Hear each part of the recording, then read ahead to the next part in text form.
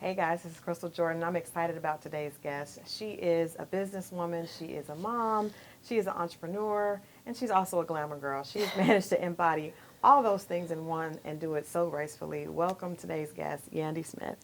Hey, thank you so much for having me. Oh, thank you for being here. You, like I said, you do so much, and you're like that stereotypical boss chick that every woman wants to be, Aw. but you seem to have been able to do it and have the whole picture: the husband, the kids, the career.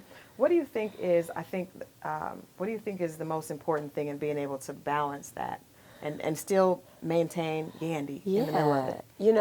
I think definitely setting goals and being very deliberate in your actions toward your goals.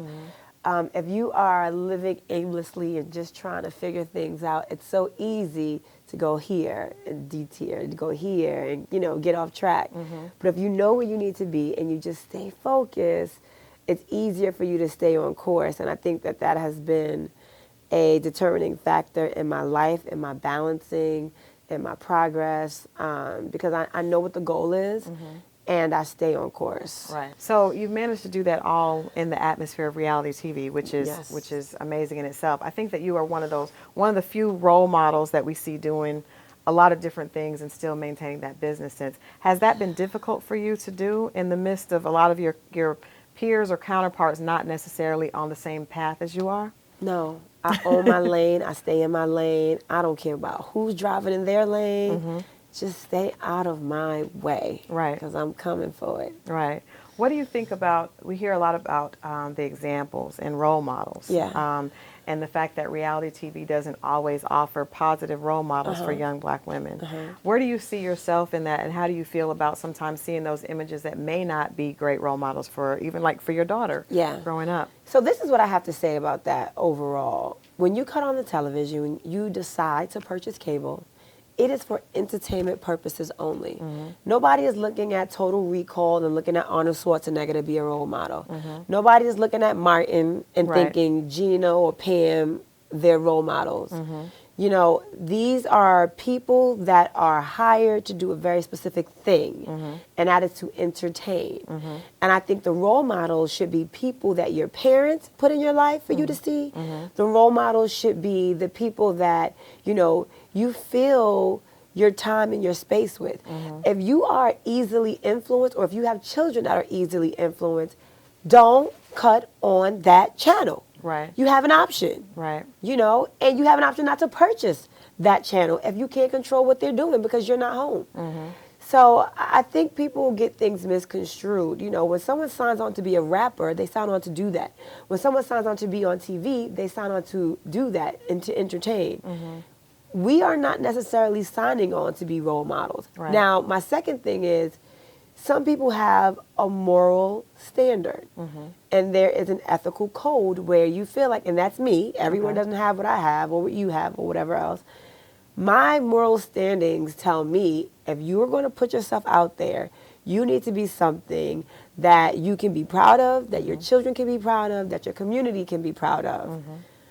But I did not sign on to say Yandy's going to be perfect. Right. I did not sign on to say Yandy's going to have a perfect relationship, or Yandy's not going to get upset, Yandy's not going to raise her voice. I didn't sign up for that because I'm a human being, and I have not taken training on etiquette. Right. I have not taken training on how to be a role model, but I'm doing the best that I can to be that. But I don't like when people think because you're on TV, you were given this job to do, to be a role model. And that's not true. I was hired to do this particular job. Right.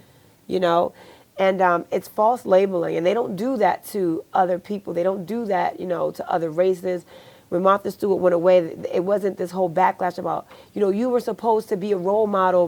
No, she cooked or she did whatever she did. I don't even know what she did. That's what she did. Right.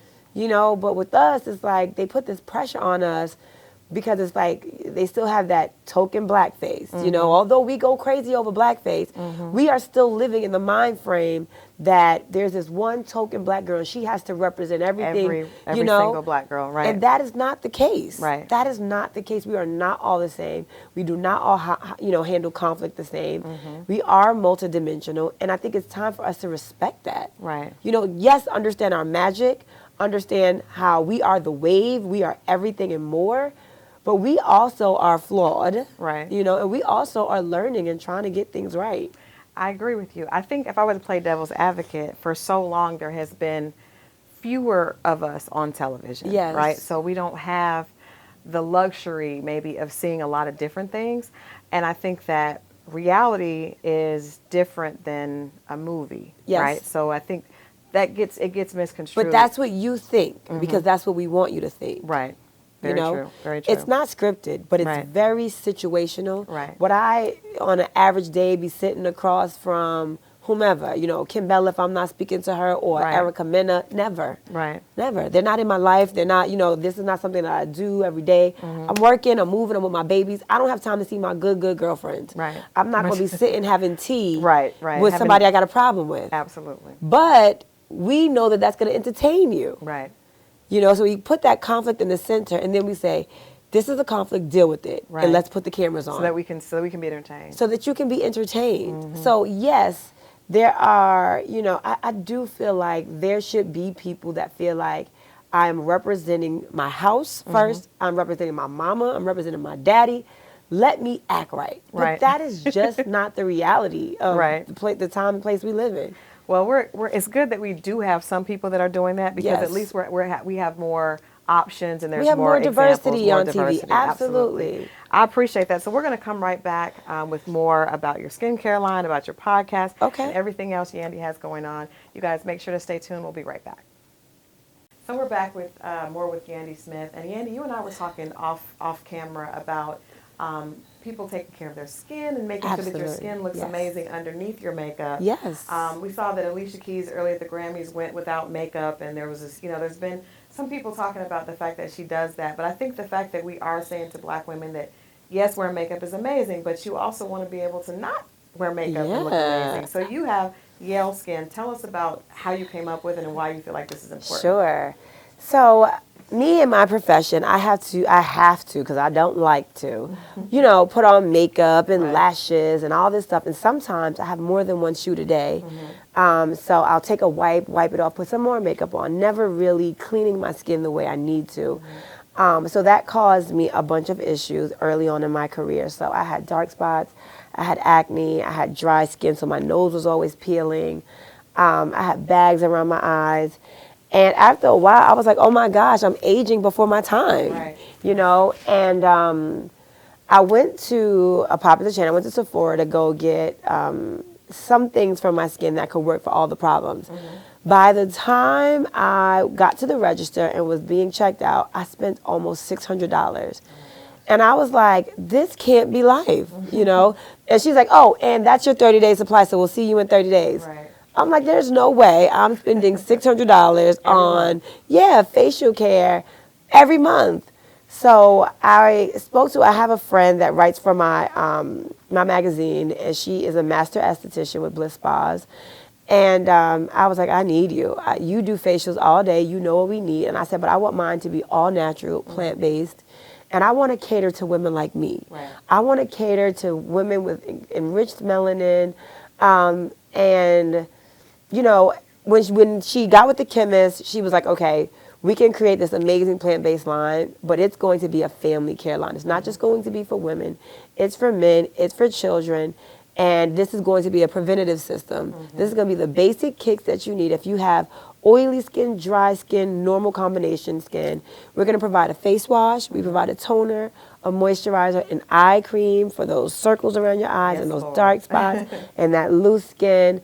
We provide a serum, and the serums are skin specific. So we have a serum for dry skin, a serum for oily skin, and then a serum for combination normal skin, and that's just like a peptide vitamin serum, which is amazing.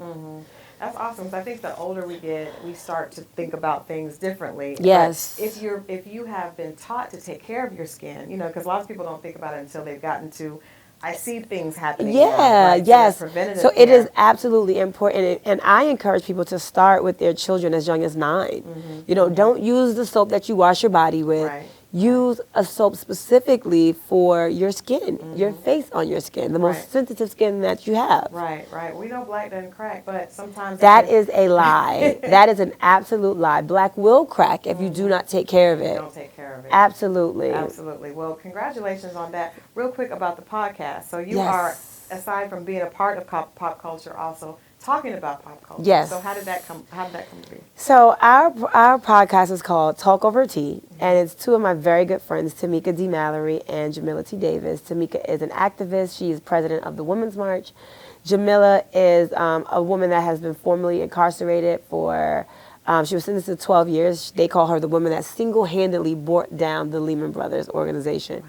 But we are three dynamic little black girls that have some very interesting perspectives on things. But the thing that I love about this show is it's 10% talk and 90% action. Like we actually get out there and get to the work and do some really great things in the community while the cameras are rolling. Right. Well, that's awesome. You definitely appear to be the woman that has it all, the family, the career, and also just being a great role model for other women coming up that do need to see something that they may not see in the house. So we appreciate that. Thank you. We thank you for joining us on Sisterhood Solutions, Yandy, and we'll be watching her on Love and Hip Hop. Love it. Thank you. See you next time. Okay. See you guys next time, and thanks for tuning in.